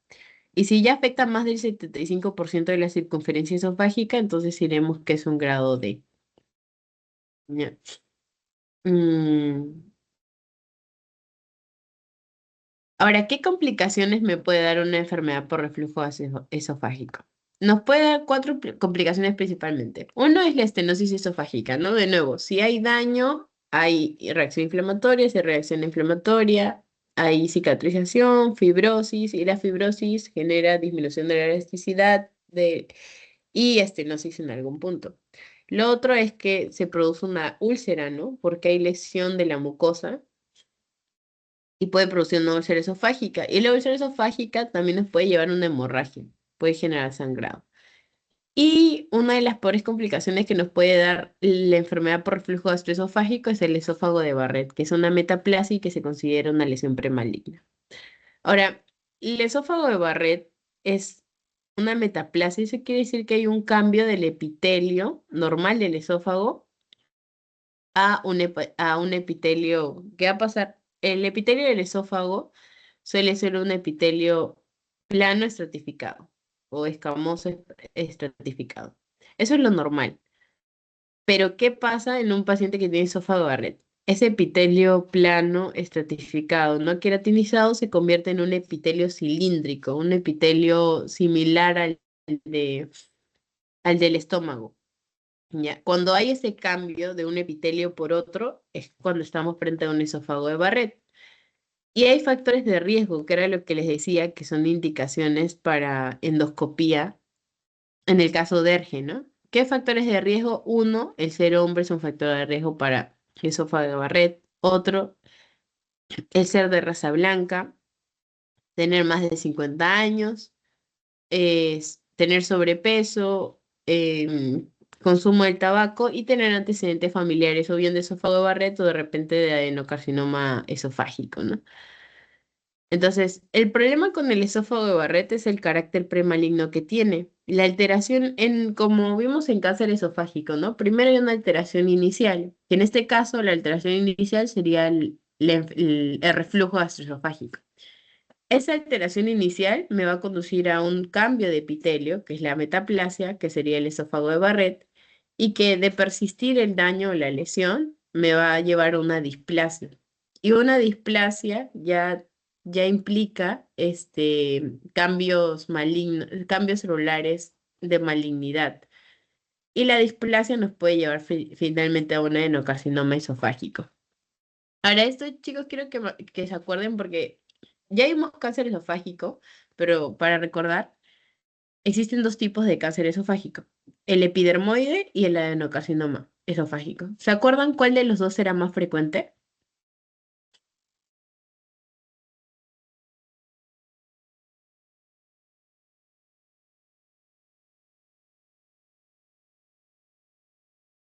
Chicos, ¿están?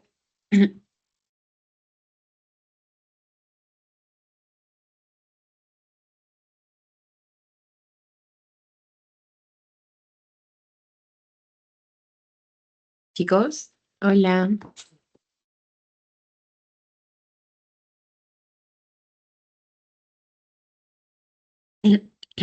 Estás en pausa, me sale. No, no sé si. ¿Qué cosa? Me salía No que te estás como que en pausa. No sé ¿En pausa? si. Ya, bueno, si no repito la pregunta, no hay problema. ¿Te acuerdas que habían dos tipos de cáncer de esófago? Adenocarcinoma y epidermoide. ¿Cuál de los dos es más frecuente? El adenocarcinoma es más frecuente. Ya, no, es el epidermoide. ¿Ah, sí? No, no era Ajá, el. no, es el epidermoide. Pero está bien, para eso estamos, no hay problema. El cáncer epidermoide en esófago es más frecuente. En estómago sí es el adenocarcinoma, pero en esófago es el epidermoide. Pero también es cierto que el adenocarcinoma esofágico antes no era tan frecuente, pero ha ido en aumento, sobre todo porque el adenocarcinoma es el que está asociado al esófago de Barrett. Y el esófago de Barrett está asociado al alérgeno y hay un componente importante del desarrollo de la enfermedad por reflujo gastroesofágico, que es el tema del estilo de vida. Es por eso que el adenocarcinoma esofágico viene en aumento. Sin embargo, el más frecuente es el epidermoide. Así que eso no se olvide. Ahora, en cuanto a tratamiento, en el caso de que ya tengo un esófago de Barrett, porque yo para hacer el diagnóstico de esófago de Barrett he tenido que hacer una endoscopía, tengo dos opciones, bueno, tres. Uno es que le sigo dando IVPs en doble dosis o le propongo una cirugía antirreflujo, ¿no? Que era la fundoplicatura de Nissen que vimos. Y la otra es hacer tratamiento endoscópico, que es básicamente retirar la parte que ya tiene metaplasia o hacer una ablación mediante radiofrecuencia. Ahora, ¿de qué depende el que yo haga uno u otro? Depende del grado de displasia que hay, ¿no? Y eso se va a ver a la endoscopía y luego de que yo tome una muestra, ¿no? Hago una biopsia y lo confirmo de forma anatomopatológica. Luego del estudio anatomopatológico lo confirmo. Y es en función a eso que yo decido qué tratamiento seguir. Ahora, sé que esta parte del tratamiento de esófago de Barrett no se las han enseñado a ustedes, pero solo para que lo tengan en cuenta. Y ya, eso sería todo en cuanto a enfermedad por reflujo gastroesofágico. Así que ahora veremos. Ya, espera. Ahora veremos trastornos de la motilidad. Ya, pero antes de continuar con trastornos de la motilidad, no sé si quieren un breve descanso para que tomen agua o estiren sus piernas. ¿Les parece si les doy 5 minutos y continuamos?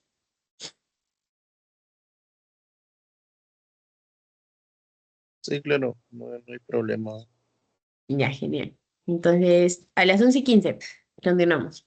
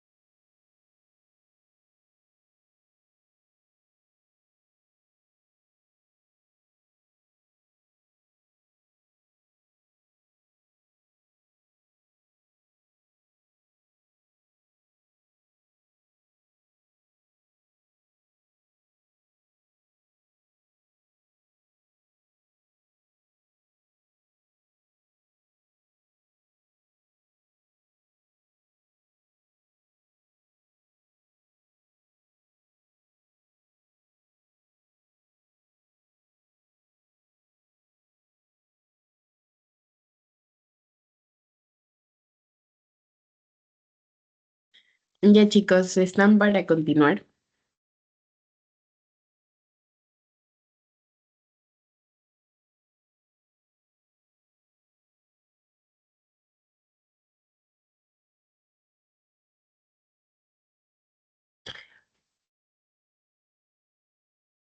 Chicos, Anthony, Lucero, Evelyn.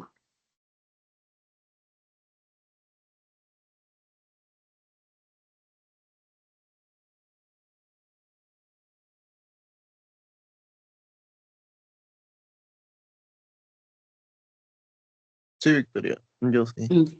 Ya, genial.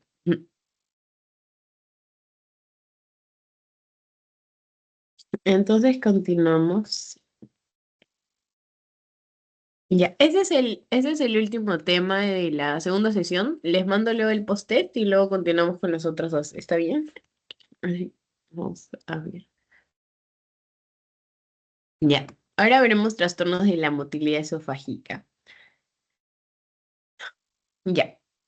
Para hablar de trastornos motores, igual vamos a repasar un poquito de anatomía. Ya saben, ustedes saben que el esófago forma parte del tracto digestivo, es una estructura tubular y muscular que une el orofaringe con el estómago, ¿no? Y que va a permitir el paso del bolo alimenticio. Tiene una longitud de aproximadamente entre 20 a 38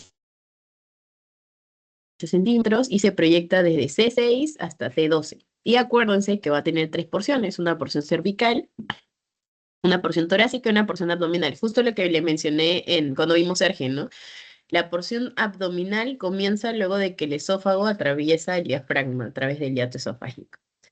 Ahora, histológicamente, ustedes acordarán que el tracto digestivo va a tener mucosa, submucosa, muscular y serosa, ¿no? Y adventicia. Entonces,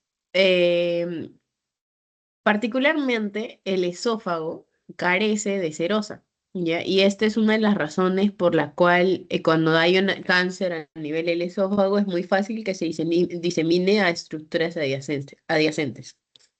Entonces, este aspecto es importante que lo recuerden. Ahora, el esófago, al ser una estructura tubular, va a tener dos válvulas. Una a nivel superior, que es el esfínter esofágico superior, que va a tener un control voluntario y va a permitir o más bien impide el ingreso de aire a la vía digestiva.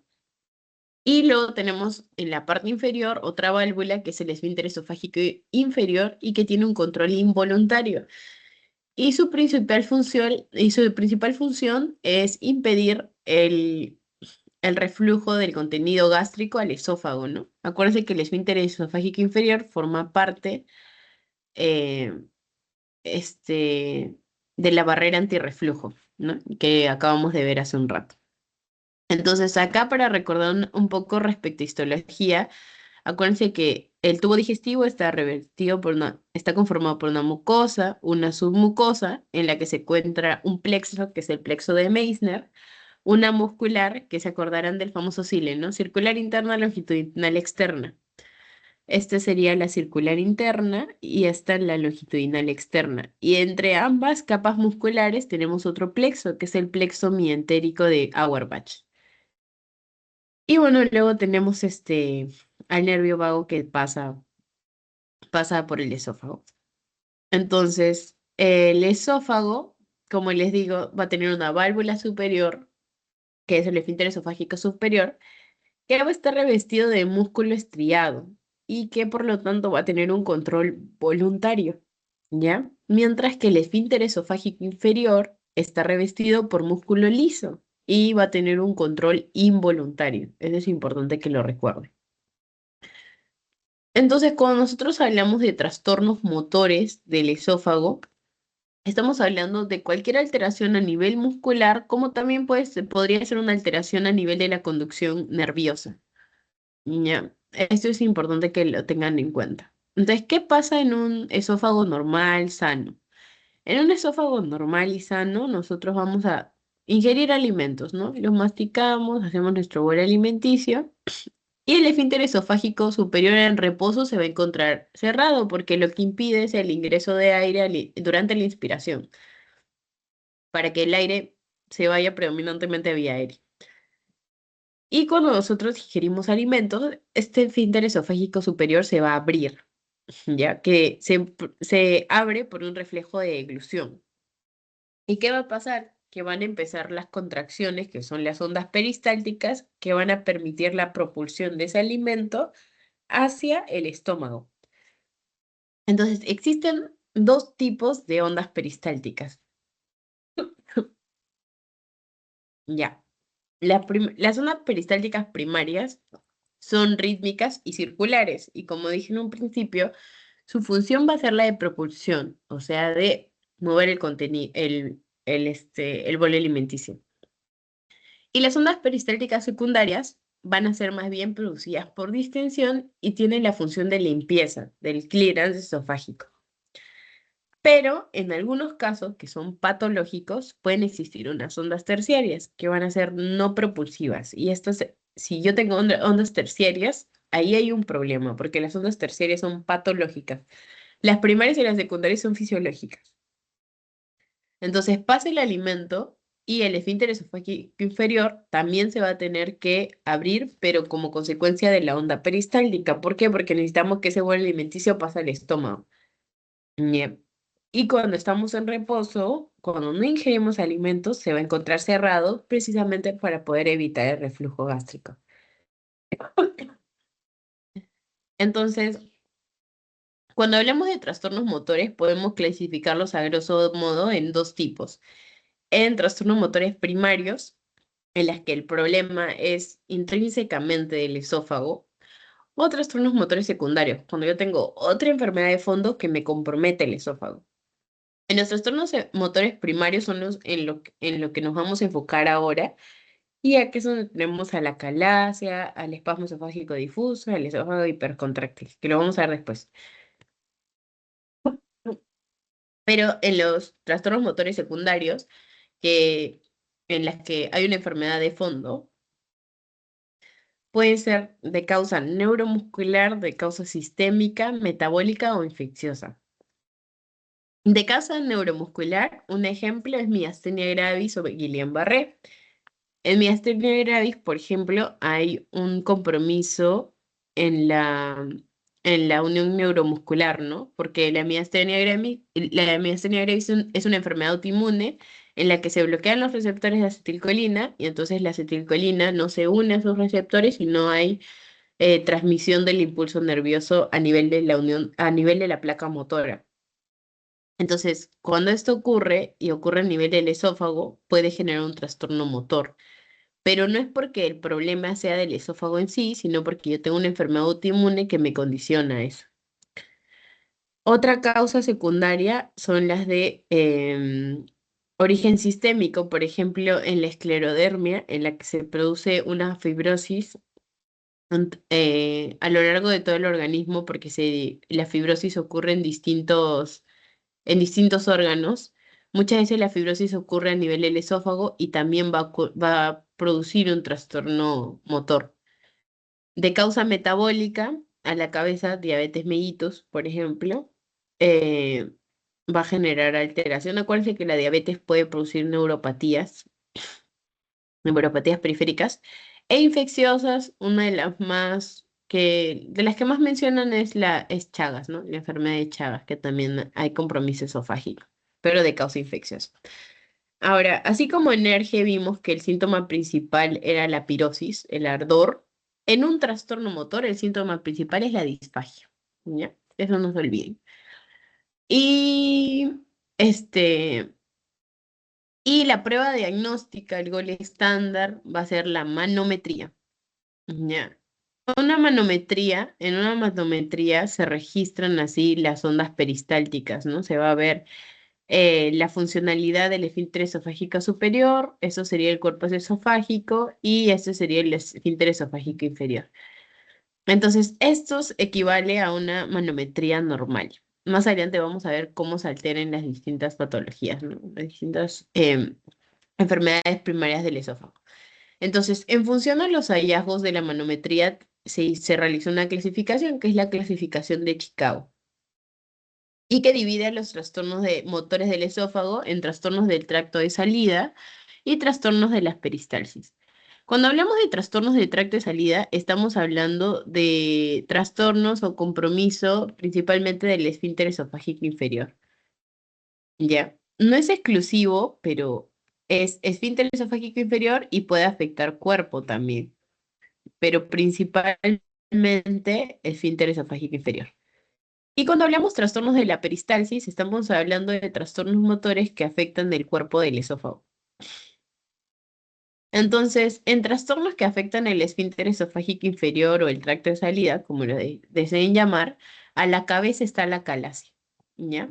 La calasia. Ahora, esta clasificación la clasificación de Chicago se hizo en base a los hallazgos manométricos de las distintas patologías. Entonces, a la manometría mm, se nos da un valor que es el IRP, que es la presión de relajación integrada, así se llama, presión de relajación integrada. Entonces, ¿qué es lo que me evalúa el IRP? El IRP lo que hace es evaluar si es que la integridad del esfínter esofágico inferior. O sea, se encarga de asegurar, ya, de asegurarme de que tenga una relajación adecuada. ¿Ya? Cuando el esfínter esofágico inferior no se relaja de forma adecuada, entonces estamos frente a una calasia. Pero ¿qué pasa en los trastornos de la peristalsis? En los trastornos de la peristalsis, como no hay compromiso del tracto de salida del esfínter esofágico inferior, este IRP se va a encontrar normal. Ahora, en función al compromiso de esta IRP y la peristalsis, o sea, de cómo el compromiso del esfínter esofágico inferior también puede comprometer la peristalsis o la funcionalidad del cuerpo del esófago, vamos a tener la calasia tipo 1, tipo 2 y tipo 3. Ya. Entonces, acá de nuevo tenemos la clasificación de Chicago, pero mejor, mejor de forma más esquemática. Entonces, como les dije, el síntoma principal del trastorno motor del esófago es la disfagia. Tenemos un paciente con disfagia y yo le hago una manometría. Entonces, el primer valor que yo tengo que ver es el IRP, que es el presión de relajación integrada, ¿no? Para ver la funcionalidad del esfínter esofágico inferior. Si mi IRP está normal, quiere decir anormal, quiere decir que hay compromiso del esfínter esofágico inferior y por ende estoy frente a una calasia. Ya. Pero yo tengo que ver si es que luego de ver el IRP, lo primero que tengo que ver es cómo está mi peristalsis. Si está afectada, entonces estamos hablando de una calasia, pero si la peristalsis está conservada, entonces estamos frente a lo que se llama obstrucción del tracto de salida, nada más. Ahora, como les dije, hay tipos de acalasia, ¿no? Tipo 1, tipo 2 y tipo 3. No tienen que aprenderse los tipos porque ya eso es muy de especialidad, pero sí para que tengan en cuenta cómo es que se hace la evaluación. Pero ¿qué pasa si mi IRP está normal? Quiere decir que no hay compromiso del esfínter esofágico, entonces el problema probablemente está en el cuerpo. Eso quiere decir que tengo que evaluar la peristalsis. Y en función al compromiso, yo voy a dividirlo en espasmo esofágico difuso, esófago hipercontráctil y contractilidad ausente, ¿no? Y si ustedes comparan estas imágenes con la de acá, que les había dicho que esto sería como que un esófago normal, acá podemos ver que está completamente alterado el peristaltismo y la motilidad a nivel esófago, ¿no? Acá, por ejemplo, ya ni siquiera hay contracciones, porque no se ve, no está trazado. Y acá hay contracción, pero de forma desproporcionada, ¿no? Lo ideal sería que se vea así, una parte contraída y la otra relajada. Otra parte contraída y la otra relajada, porque las ondas peristálticas son eso, son ondas de contracción que permiten la propulsión del bolo alimenticio. Ahora, de los trastornos motores, el que más se tienen que acordar es de la acalasia. ¿Ya? La acalasia es un trastorno motor que se caracteriza por una falla en la relajación del esfínter esofágico inferior. O en otras palabras, hay una hipertonía del esfínter esofágico inferior. Hipertonía o falla en la relajación es lo mismo. Si hay hipertonía, quiere decir que este esfínter esofágico inferior va a tener problemas para abrirse porque no se relaja. Si está contraído, está cerrado; si está relajado, está abierto. Entonces, como no se relaja y no se abre, esto va a generar que el contenido alimenticio se acumule a este nivel. Entonces vamos a ver un esófago dilatado y un piquito. A esta imagen o este signo se le llama signo del colibrí, este signo del pico de pájaro. Esto en un esofagograma variado. Entonces, ¿cómo se presenta un paciente que tiene acalasia? Lo primero, disfagia, porque es un trastorno motor. Lo segundo es que va a haber una pérdida de peso. ¿Por qué? Porque uno va a tener dificultad para comer, evidentemente, pero en algún punto va a dejar de comer porque la incomodidad es tanta que va a preferir no hacerlo. ¿Por qué? Porque el contenido no está pasando al estómago y eso va a generar molestias. Y lo otro es que como el contenido se queda acá, en algún punto ese contenido tiende a regurgitar. Entonces, esta es la triada clásica de la acalasia: pérdida de peso, disfagia y regurgitación. En cuanto a la fisiopatología, lo que se cree es que hay una degeneración del plexo mientérico que va a evitar que si se acuerdan, el plexo mientérico estaba entre las capas musculares, acá, el plexo mientérico. Entonces, lo que se cree es que hay una degeneración de este plexo que va a evitar que se relaje adecuadamente el esfínter esofágico inferior. Ahora, ¿yo cómo trato a un paciente con acalasia? Existen distintas formas de tratarlo. Existe el tratamiento médico y quirúrgico. El tratamiento definitivo siempre va a ser quirúrgico. Y el tratamiento médico va a ser transitorio nada más para aliviar un poco los síntomas. En cuanto a tratamiento médico, ¿qué podría dar? Podría dar nitratos, antagonistas del calcio o, por ejemplo, toxina botulínica. Ahora, para que no se la aprendan de memoria. Si es que ustedes tienen un paciente con acalasia, quiere decir que su esfínter esofágico no se relaja, ¿no? Entonces, ¿yo qué necesito hacer? Relajarlo. Entonces, le voy a dar cualquier medicamento que me relaje la musculatura lisa, ¿no? Entre ellos los nitratos, los antagonistas de calcio y la toxina botulínica que actúa a nivel de la placa motora, ¿no? Entonces, una de las cosas que se puede hacer es inyectar. Mira, acá, por ejemplo, Botox, toxina botulínica, se inyecta a nivel del esfínter esofágico inferior para permitir su relajación. El tema es que la relajación que se va a generar es una relajación transitoria, va a aliviar los síntomas, pero luego en algún momento va a volver a contraerse. Otra opción es tratamiento endoscópico con dilatación neumática o hidráulica, que es básicamente acá pasó una sonda y en el momento en el que llego a la zona del esfínter, dilato. Dilato con aire o con agua, cualquiera de los dos. Y eso va a hacer que se abra el esfínter esofágico. Pero de nuevo, esto en algún punto se vuelve a cerrar. Y ya el tratamiento quirúrgico definitivo es la miotomía, que puede ser de dos tipos: una miotomía endoscópica o una miotomía laparoscópica de Heller. Pero el principio es el mismo. ¿Qué se hace en una miotomía? Todo lo que tenga tomía quiere decir corte. Y bueno, mio es músculo, ¿no? Entonces lo que hago en una miotomía es cortar, así como se ve acá. Hago un corte en la musculatura lisa del esfínter esofágico inferior para que se relaje y ya no esté así tan tenso y contraído. Ahora, esta miotomía yo la puedo hacer con endoscopía. Ingreso en endoscopio y hago esta miotomía que se llama POEM, o con laparoscopía, que es una cirugía, no, perdón, con la paroscopía, ¿no? Que ya es con trócares y es a nivel abdominal. Porque la endoscopía es a nivel oral, ¿no? Para yo hacer una laparoscópica es porque ingreso por el abdomen. Entonces, estos dos ya son los tratamientos definitorios para la calasia.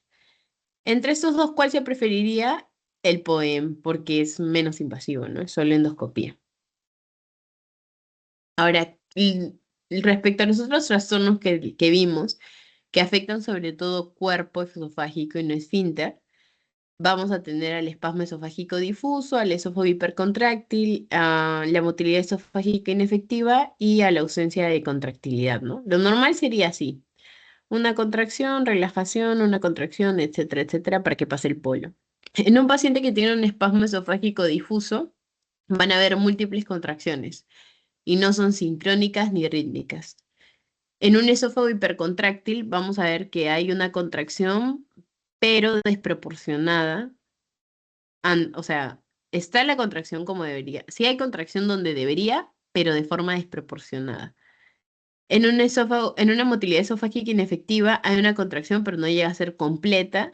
Y en la ausencia de contractilidad, pues está todo el esófago distendido. Entonces, acá, para estos trastornos, el tratamiento depende de la clínica. ¿Por qué? Porque yo tengo que ver si este malestar, este trastorno motor, va asociado o no a enfermedad por reflujo gastroesofágico. Si está asociado a enfermedad por reflujo gastroesofágico, lo voy a tratar como si fuese un ERGE, ¿no? O sea, le voy a dar este inhibidor de bomba de protones y voy a ver la posibilidad de hacer dilatación o otro según lo requiera. Pero si no hay ERGE, yo tengo que ver cuál es mi síntoma predominante. Si hay disfagia o si la molestia es un dolor retroesternal, de origen no cardíaco, evidentemente. Si hay disfagia, yo tengo que ver una de estas opciones, lo que vimos: dilatación neumática, botox, dilatación hidráulica. Pero si hay hipomotilidad asociada, también tengo que ver, puedo optar por dilatación o también modificaciones del estilo de vida. ¿Ya? Si pese a eso no hay mejoría, entonces ya yo tengo que ver si mi paciente es tributario a tratamiento quirúrgico. Pero si el problema es a nivel retroesternal, principalmente, yo le voy a dar tratamiento médico con nitratos, calcio antagonistas, neuromoduladores, entre otros. ¿Ya? Entonces, lo primero que tengo que ver es si hay asociación con ERGE. Si hay asociación con ERGE, le doy IVPs. Si no hay, tengo que ver mi síntoma predominante, si es disfagia o dolor retroesternal. Y en función a eso, yo tomo una decisión. Y ya, ya chicos, eso sería todo en cuanto a la primera parte. Em, Más bien, les voy a enviar el post-test por el grupo. A ver.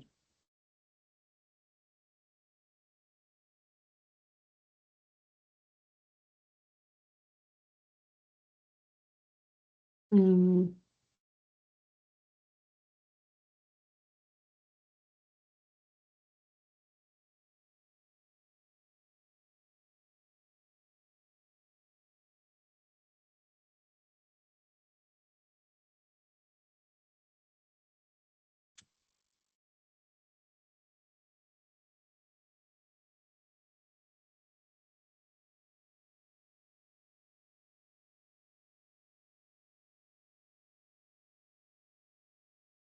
Ya chicos, ya les envié el post-test y le doy un par de minutos para que lo puedan este, resolver y continuamos.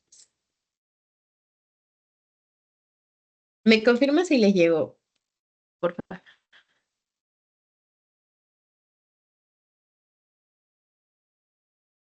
Sí, sí, llegó.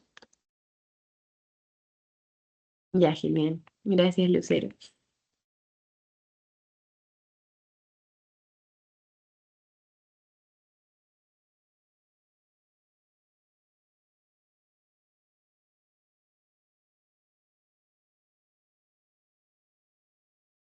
Ya, chicos, les doy, no sé, unos 10 minutitos para que completen el forms y bueno, voy a cerrar esta grabación y luego les paso el pretest del próximo para continuar.